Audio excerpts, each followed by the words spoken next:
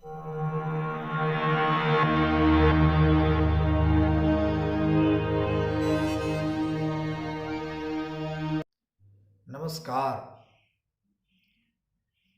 कुंडली क्या है चैनल में आप सभी का एक बार पुनः स्वागत है। आज हम लोग राहु के दुर्योग से संबंधित एक और दुर्योग के बारे में जानेंगे, जिसका नाम है गुरु चंडाल योग। गुरु चंडाल योग बनता कैसे है? अगर कुंडली में गुरु चंडाल योग बन जाए तो लेने के देने पड़ जाते हैं। कुंडली में सारे शुभ ग्रह होने के बावजूद, शुभ योग होने के बावजूद वह योग काम करना बंद कर देते हैं गुरु चंडाल योग के चलते। इसलिए इसका निदान करना अति आवश्यक है।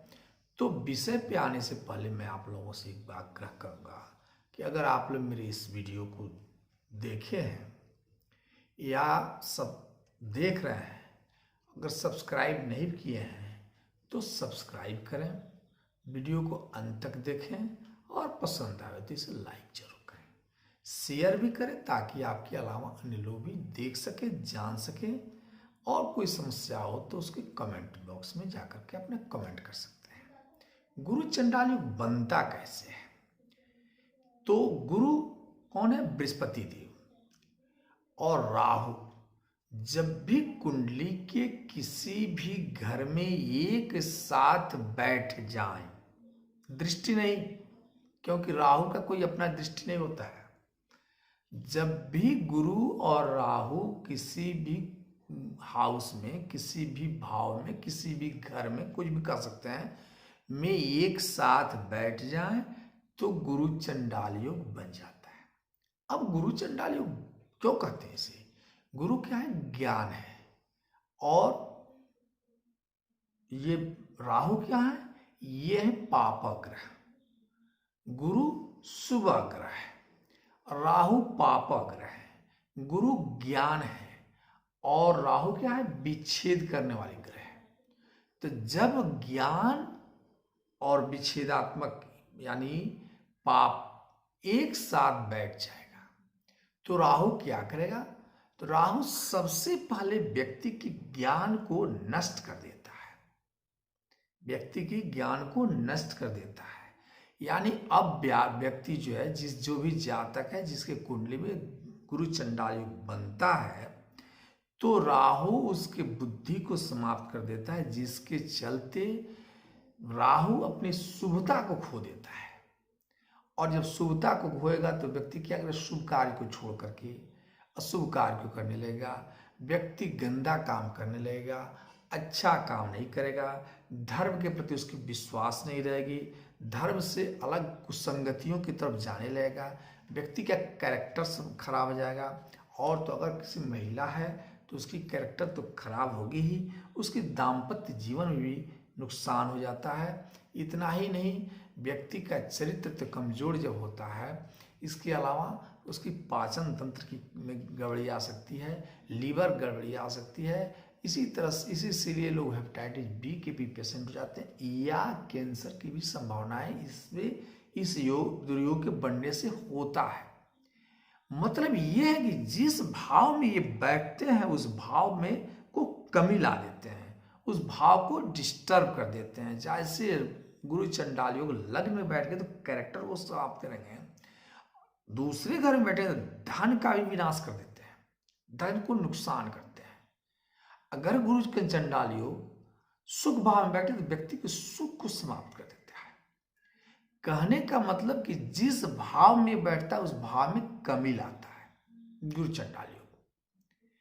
अगर वो दाम्पत्य जीवन में बैठ गया, यानी सातवें घर हाउस में बैठ गया, तो व्यक्ति के दाम्पत्य जीवन को डिस्टर्ब कर देता है। तीसरे घर में बैठे, पराक्रम बैठे, तो व्यक्ति के पराक्रम को समाप्त करता है, भाई से विवाद खड़ा हो जाता है।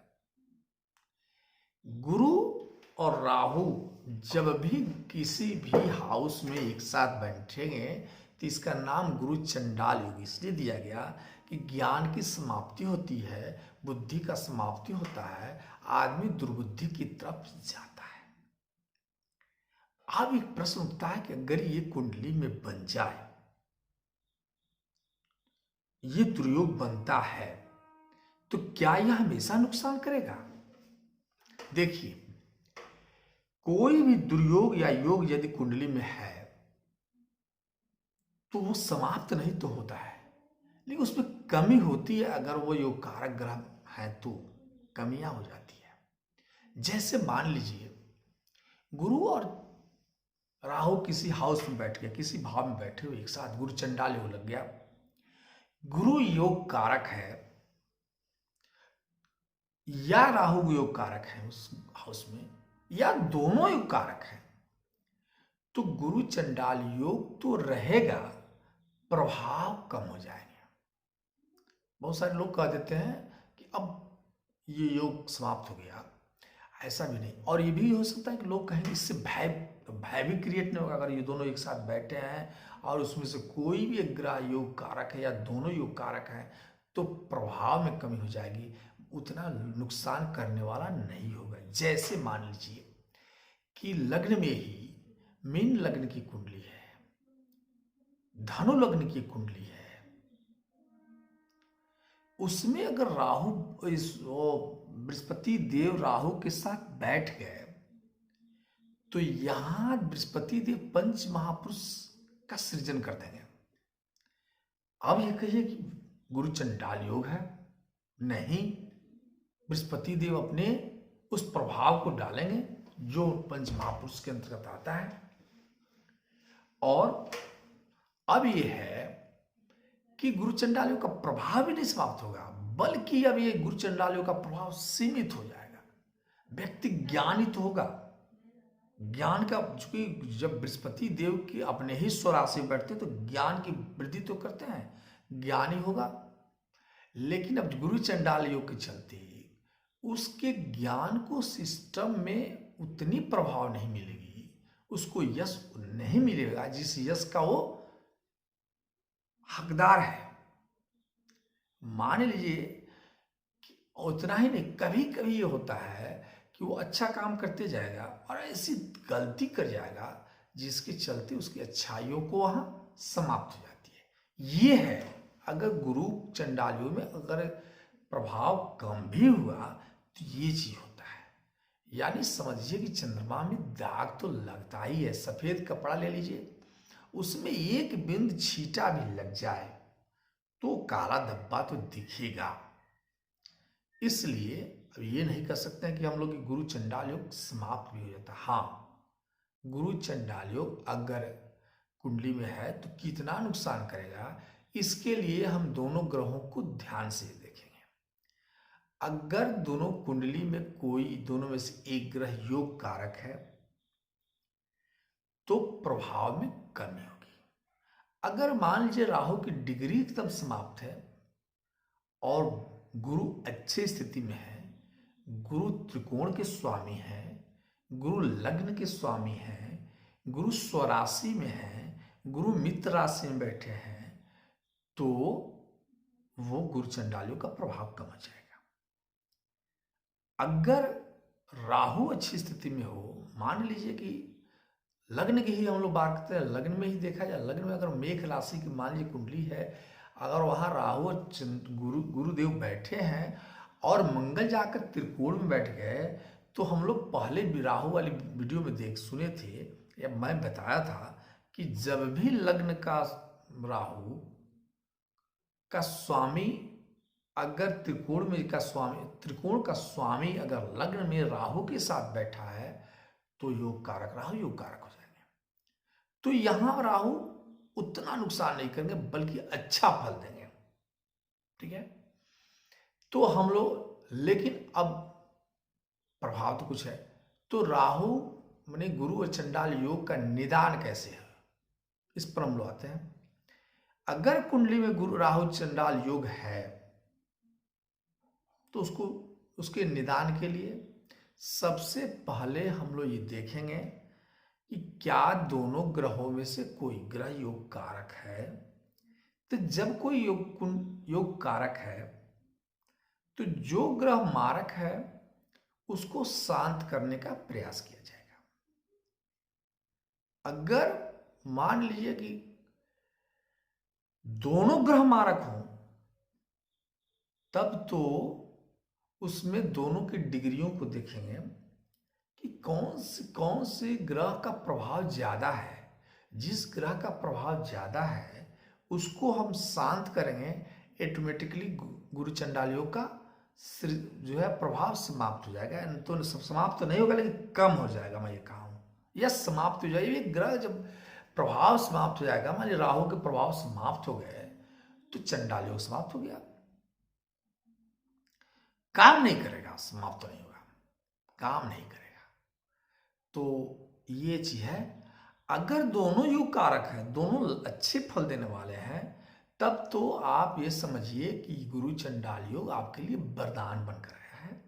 ये अपने दशा में, अच्छा गुरु चंडाल योग का प्रभाव सबसे ज्यादा कब होगा? तो गुरु चंडाल योग का प्रभाव राहु या बृहस्पति की जब भी महादशा आएगी और उसमें एक दूसरे ग्रह का जब अंतर दशा आएगा, उसमें यह ज्यादा नुकसान करता है, इतना ध्यान रखा जाए। तो अगर कुंडली में गुरु चंडाल योग बन ही गया, इसके लिए हमें क्या करना चाहिए? इसके लिए सबसे पहले मैं बता रहा था कि जब कोई ग्रह दोनों में से ज्यादा प्रभावशाली है, मतलब यो मारक है, तो उस मारक ग्रह को शांत करने के लिए हमें बीज मंत्र का उसका जाप करना चाहिए। बीज मंत्र के बारे में तो आप लोगों से बताना नहीं है, बार बार मैं बताता हूं कि बीज मंत्र वो ऐसी शक्ति है, ऐसी ऊर्जा है जो किसी से बड़े दुर्योग को समाप्त और किसी भी योग को बेहतरीन करने में सहयोग करता है। बीज मंत्र का जाप तो हर व्यक्ति को करना ही चाहिए। कुंडली को देखते हुए कम से कम पांचवें हाउस के स्वामी के बीज मंत्र का जाप करना ही चाहिए, क्योंकि वो आपके इष्ट देव है। मैं इष्ट देव पर एक अलग से कुंडली बना चुका हूं, जिसको आप देख सकते हैं कि इष्ट देव किस ग्रह का जो है हमें पूजन करनी चाहिए, जिससे हमको ज्यादा लाभ हो हमारे भाग्य में। इसके लिए आपको इष्ट देव कि आपका कौन है, इसके जानने के लिए आप हमारे पहले की वीडियो जब देखेंगे तो उसे मिल जाएगा ऐसा।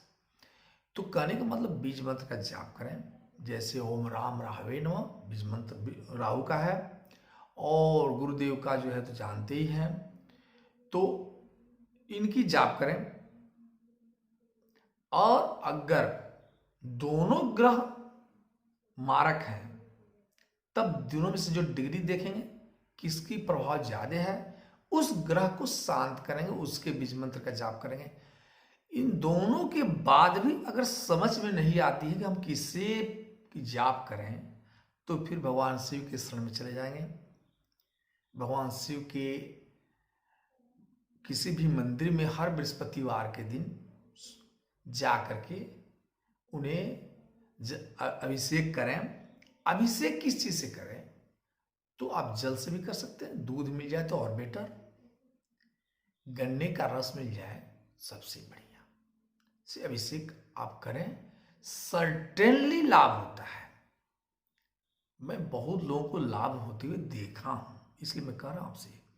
तो गुरु चंडालियों के बारे में हम लोग जो जाने कि गुरु चंडालियों, गुरु और राहु जब भी किसी हाउस में बैठेंगे तो गुरु चंडालियों होगा। जिस हाउस में बैठेंगे और जिस हाउस पर इनकी दृष्टि होगी, क्योंकि दोनों की सेम दृष्टि होती है, राहु के जो है गुरु के समान ही दृष्टि होती है, यानी जो गुरु का दृष्टि है 5, 7 और 9, यानी जहां बैठते हैं वहां से 5वें, 7वें और 9वें हाउस को देखते हैं।